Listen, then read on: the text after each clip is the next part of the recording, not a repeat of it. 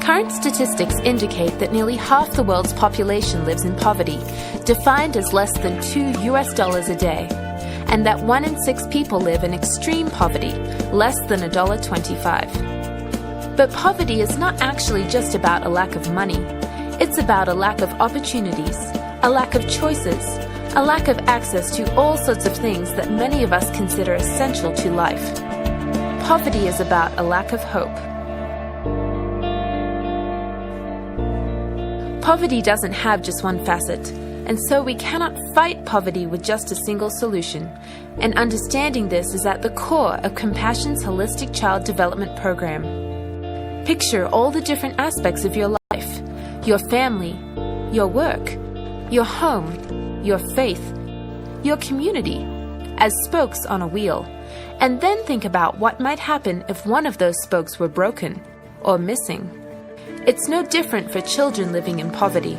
If they are to develop and thrive, the spokes that make up their lives need to be strong and uniform. It's what drives Compassion's holistic approach, focusing on the spiritual, economic, social, and physical needs of every child in our program. There is no question that poverty is a complex matter, and so solving it is complex too. Complex, but not impossible. We can end poverty. We are ending poverty, one story at a time.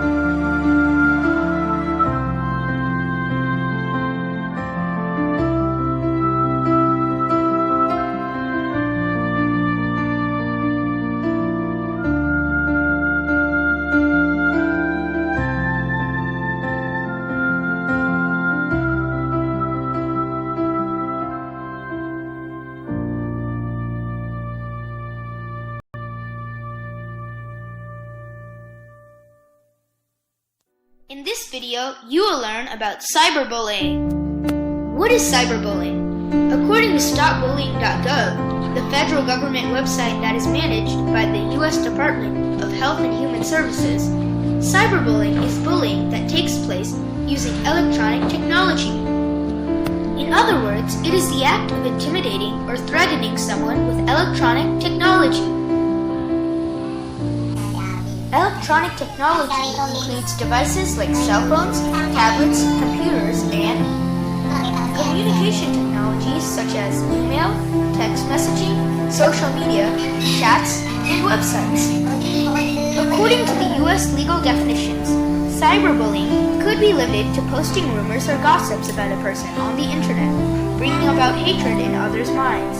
Or it may go to the extent of personally identifying victims and publishing materials severely defaming and humiliating them. Some examples of cyberbullying are sending hurtful and mean text messages, sending rumors and false information using emails, posting embarrassing pictures and videos. Why is cyberbullying on the rise? Some reasons why cyberbullying is on the rise is because electronic technology is on the rise. It can happen anonymously, and it is sometimes difficult to trace back. Though it may seem like cyberbullying is more like a prank, or that it is not very serious, the effects on those who are being cyberbullied is very serious. What are some of the effects of being cyberbullied? Victims of cyberbullying are depressed and have low self-esteem, tend to skip school to avoid cyberbullies in school, can't focus and get poor grades. Some are mentally traumatized and tend to have poor health. Some fight back and become bullies themselves, but sadly, many don't fight back and have chosen the wrong path and committed suicide. It is also important to recognize that cyberbullies are not just some kids trying to bully other kids. Unfortunately, even some adults who are immature attack others, including kids, using electronic technologies. What are a few things that you can do? You can speak up, stand up, and stay away. Cyberbullies are mostly immature and irrational, and so trying to address things directly with them may not work. If speaking up or standing up seems like it would not help the situation, then try and stay away from the places where you are being cyberbullied. What can parents do to prevent cyberbullying? Monitor your child's time when they are online. Talk to your child about how someone can be cyberbullied. Encourage your child to speak up, and most importantly, spend time with your child. In this video, you learned about cyberbullying. And for more videos like this, check out cybershout.org. We aim to educate, equip, and empower. In this video, you will learn about cyberbullying. What is cyberbullying? According to StopBullying.gov, the federal government website that is managed by the U.S. Department of Health and Human Services, cyberbullying is bullying that takes place using electronic technology. In other words, it is the act of intimidating or threatening someone with electronic technology. Electronic technology includes devices like cell phones, tablets, computers, and communication technologies such as email, text messaging, social media, chats, and websites. According to the U.S. legal definitions, cyberbullying could be limited to posting rumors or gossips about a person on the internet, bringing about hatred in others' minds. Or it may go to the extent of personally identifying victims and publishing materials severely defaming and humiliating them. Some examples of cyberbullying are sending hurtful and mean text messages,